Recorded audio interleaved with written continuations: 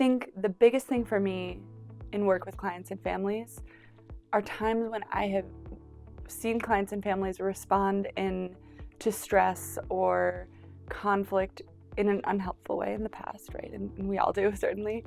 And I see them respond differently from how they would have responded before, like in a more helpful way. In undergrad, I started out majoring in education, and I felt very uninterested in teaching them the content. It felt like I was really more interested in supporting them emotionally.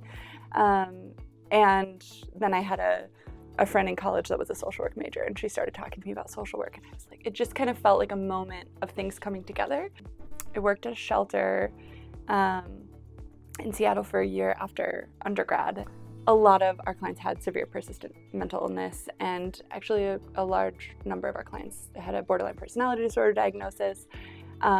And so I had a colleague that told me about DBT. So I kind of the seed was planted then. Washburn has been such a huge part of how I've grown in my career.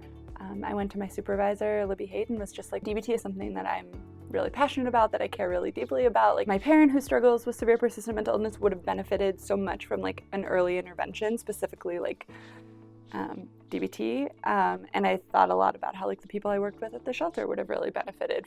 Libby and Jenny's support in all of this has, first of all, it gave me the opportunity, and I've grown so much through the opportunity to facilitate teaching skills. It's always really heartening to see people use those skills that they're learning. But I think especially just seeing that contrast of oh, a month ago when this happened, this would have, led to a really high moment of escalation. And now, maybe, of course there's still some distress, some escalation, but it feels different. It feels more manageable. And I think just seeing that contrast is always really, really powerful for me. It would have been way easier for Libby to say oh, not right now, that's a lot.